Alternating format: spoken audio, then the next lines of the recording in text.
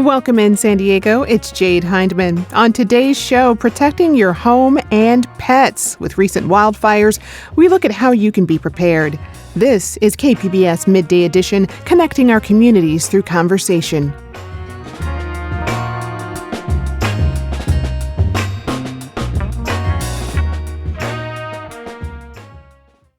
The dozens of wildfires sparked in San Diego County last month is one indication wildfire season is here. Some neighborhoods had to be evacuated, and the total number of wildland fires across the state are up from last year, according to CAL FIRE. This news comes on the eve of the 4th of July holiday, which brings an increased risk of fires from fireworks. Here to talk about what we need to keep in mind to better protect our homes, apartments, as well as loved ones and even pets is Luca Carmignani. He is a wildfire researcher and assistant professor here at San Diego State University. Luca, welcome back to Midday Edition. Hi, thank you for having me today. So glad to have you here. So we've been hearing about various brush fires in our region with the arrival of summer. Thankfully, most have been put out quickly and without damage to homes. But can you remind us when fire season is in San Diego? Yeah, so that's a tricky question because historically fire season was associated with the start of the dry summer around August until November, December when the rains start.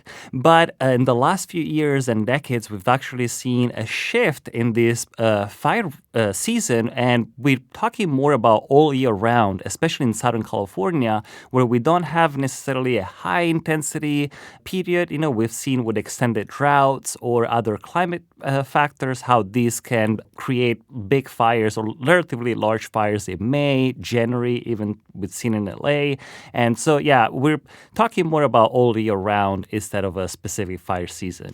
All right. Well, I want to talk about the long-term and short-term wildfire prevention measures that we can take. So let's first start with the short-term.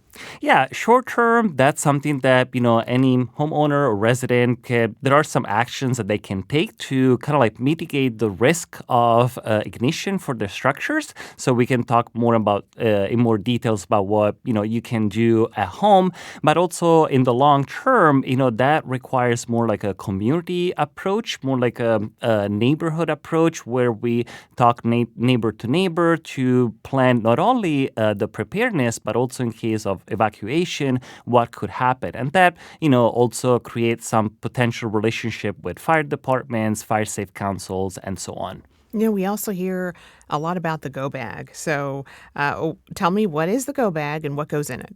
Yeah, well, a go bag is essentially something that you will bring with you in case you have to evacuate. So as you can imagine, you want to bring all the necessary stuff, but not too much. So definitely think about all the necessities, water, food, and we're usually talking about supplies for 48 hours. So if you have medicines that you need to take and, if you have pets, and bring not only food for you, but also for your pets, but also there could be also important documents that you want to bring with you, some memories that you want to make sure that they don't get lost in case of a fire. So that's kind of the idea. And there are different resources, for example, on the CAL FIRE website or the UCNR FIRE website to get an idea about what to put in that bag. Great. Well, speaking of pets, what do people need to keep in mind and maybe have on hand in case of an evacuation with those pets? Yeah, that's very personal, I feel, because every pet, as people might react differently to an emergency situation. So some pets might be scared.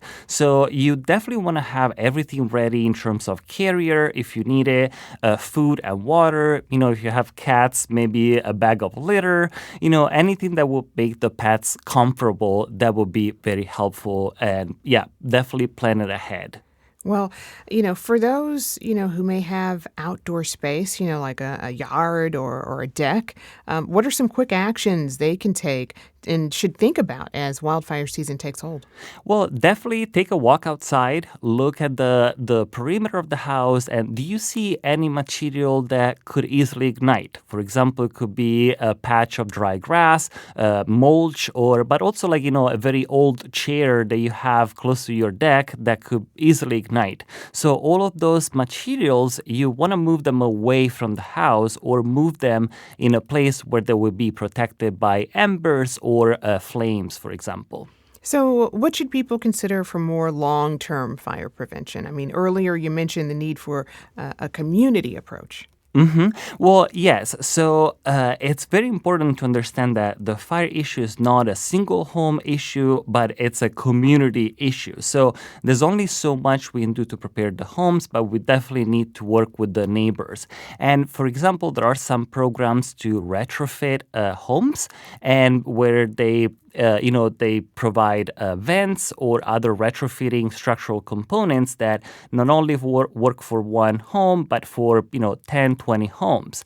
And this allows a much higher reduction in risk for an entire community than a single home. So definitely moving in that direction, but also thinking about how to improve those structural components, those vents, those gutters, those roofs. That's something that in the long term has to be done because that's how we prepared the home for fires. Yeah, and I want to dig a little bit more into defensible space. How much defensible space do we need to have? So it really depends on the house. There are, everyone has different lots, so not everybody has huge backyard. But in general, the first round of defensible space is the first 5 feet around the home. So we want to focus on that area to make sure that there's nothing that could burn, for example, close to a window, under an eave, or, in other vulnerable locations. So definitely removing those is the first aspect to do.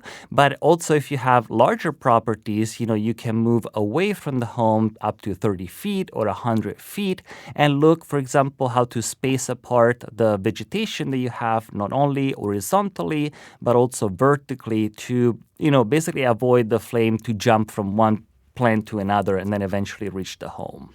And it's not just for like vegetation, it's for like lawn furniture to maybe even potted plants? Exactly. Anything that could burn, even a trash can, if you have a lot of trash inside, that's something that can easily burn. And unfortunately, there's a lot of cases in wildfires that happen during trash day where everybody had, those trash cans outside, and that can help, spreading the fire. So don't think only about vegetation, but literally anything that could burn.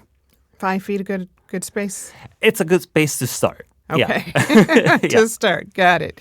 Should homeowners consider moving trees and plants that may be up against their home? Well, you kind of touched on that, right? Yeah, so that's a tricky part because it's being discussed at a state level currently, like what vegetation is going to be allowed in those first 5 feet. And mature trees shouldn't have any problems as long as you trim the limbs that are, touching the house. And for other vegetation is not clear yet, but I would say definitely if you have a plant underneath a window or close to a vent, those probably will have to be removed. But if you have a big succulent 4 feet away from the home, that doesn't have that material, that's probably going to be okay. And you say wildfire prevention is really about balancing priorities and risks, and some homes may have different priorities than others. Talk to us a bit more about that.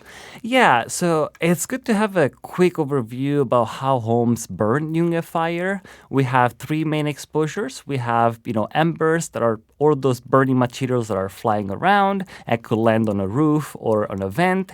But also we have radiant heating. For example, if you have a shed or a home that is burning nearby, that could create a lot of heat and maybe melt the vinyl frame of a window.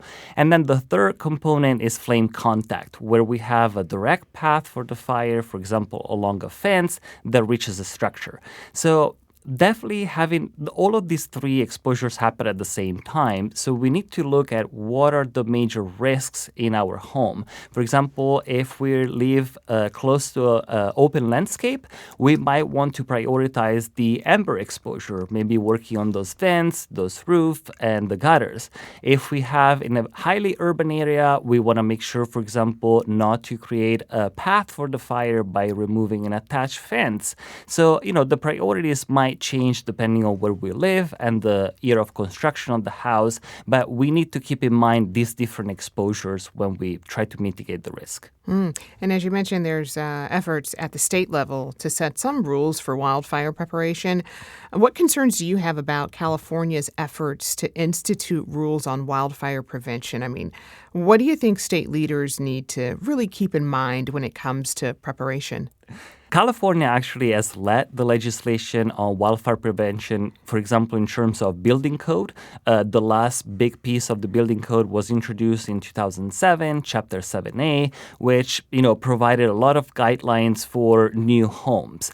And the new regulation is going to talk about this new defensible space area, Zone 0, these first 5 feet, which, previously was included in Zone 1 that goes up to 30 feet.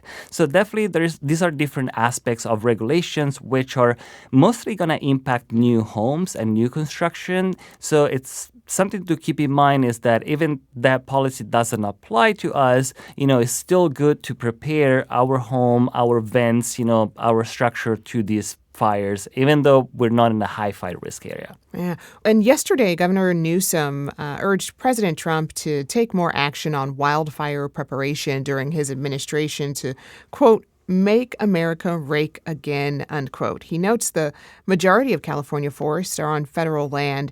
So I'm wondering if you had any insight into some of the challenges and differences in approach to preventing wildfires from the federal and state levels.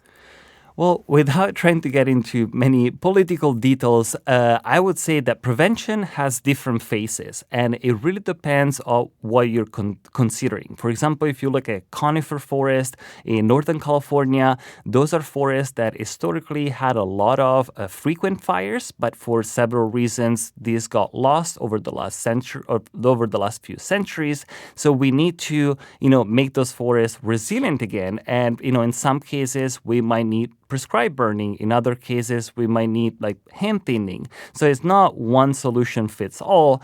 And, in Southern California, for example, we have different challenges where prescribed burning is not really an option. So we need to look at, for example, targeted grazing. So there's not one solution fits all. And it's also important to keep in mind that actually the majority of wildfires that end up being destructive do not start on federal land. They start on private land. So it really requires an effort from all the stakeholders, state, federal government, but also communities, because only one of them is not going to be enough. And, of course, Friday is 4th of July. It'll be celebrated with barbecue grills. Some people may actually pull out a few fireworks. So what can we do to avoid fire risk?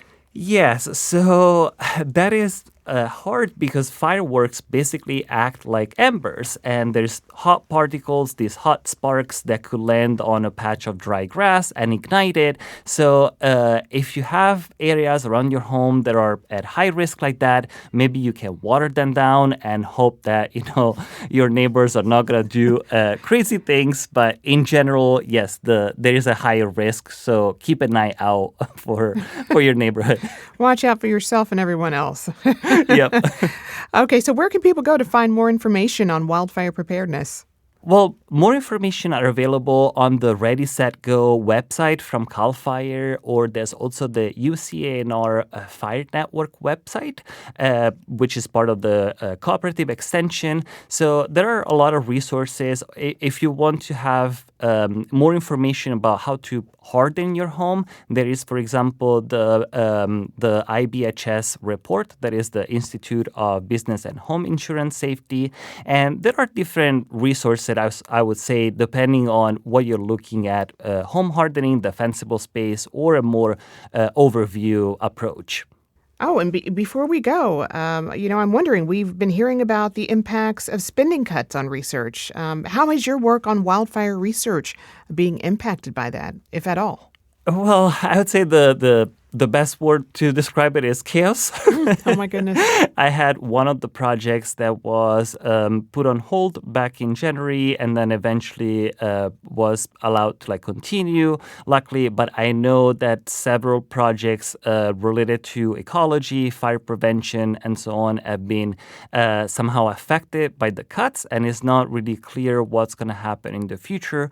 So we're trying to navigate, the environment to see what alternatives we have and how we can, find additional funding. Luckily, for fires and fire prevention and fire research, the cuts have been less substantial than in other fields. So we're still trying to see what's going to happen in the next few months.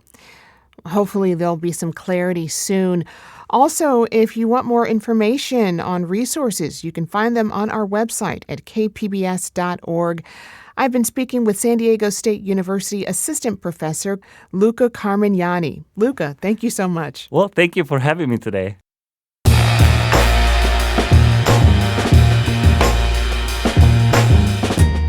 That's our show for today. I'm your host, Jade Hindman. Thanks for tuning in to Midday Edition.